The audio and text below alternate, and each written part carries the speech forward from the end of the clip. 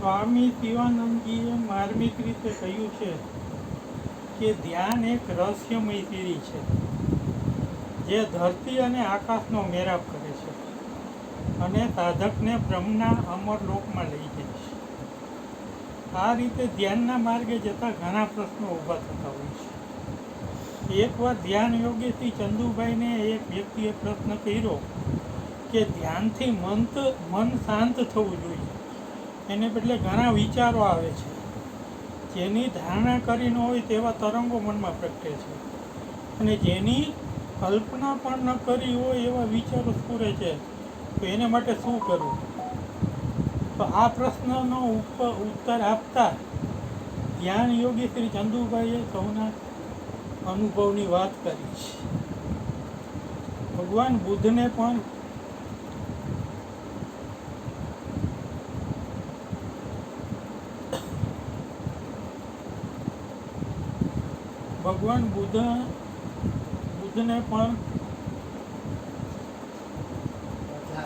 મારની સેનાએ અકરાવ્યા હતા.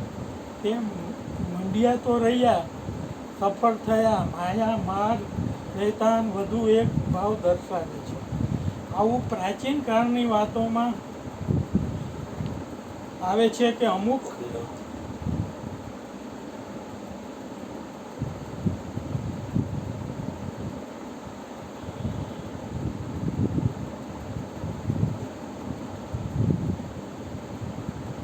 ઋષિનું તપ ભંગ થવા માટે ઇન્દ્રએ અપ્સરા મૂકી. અપ્સરાઓ સાધકના મનની વસેલી વાસનાઓ સિવાય બીજું શું કરે? કાવ્યમય ભાષામાં એને અપ્સરા એના મનનું તમારા મનનું માપ નીકળે છે. તેને સ્પષ્ટ દર્શન એકવાર જરૂર છે.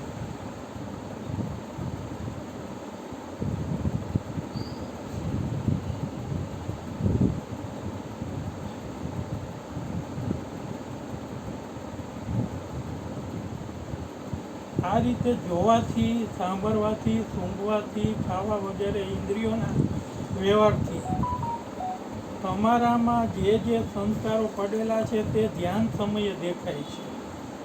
એ દરેક સંસ્કારને એ હું નથી, આ એક મનની વૃત્તિ છે. હું એને જોઉં છું. મારામાં એ વૃત્તિ ઉઠી છે. ભલે ઉઠી, મને એ હેરાન કરી શકશે નહીં. હું તો એના જેવી હજારો વૃત્તિઓનો જોનારો, એ સૌનો સાક્ષી, દ્રષ્ટા, સચિત આનંદ સ્વરૂપ છું. આ પ્રકારના સંકલ્પથી આવરી અશુભને દૂર કરવા શુભ વધારો. નિયમિત સવારે અને સાંજે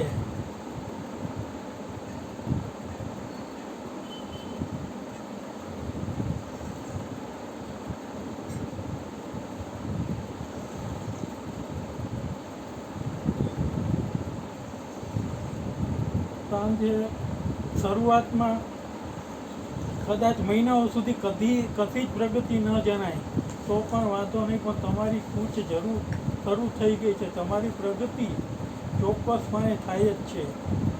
એક વસ્તુનું માપ જોવાને તેનાથી દૂર જઈને અવલોકન કરવાની જરૂર છે.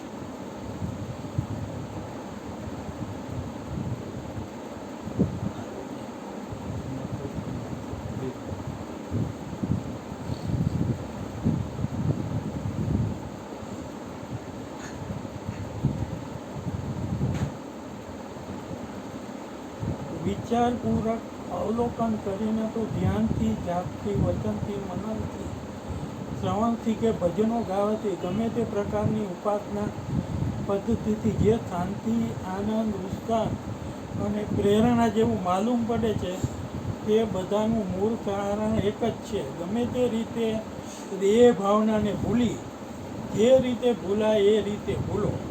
સર્વશક્તિનો જરો એ જ છે.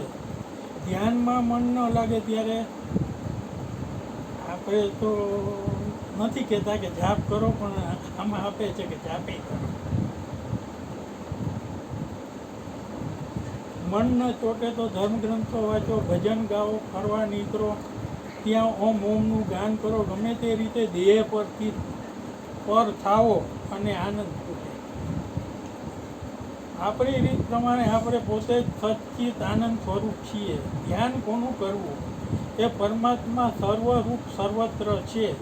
જેનું ધ્યાન કરું છું તે હું પોતે જ છું. આટલું ધ્યાન કરવું બસ છે. બોલીએ સદગુરુ મહારાજ.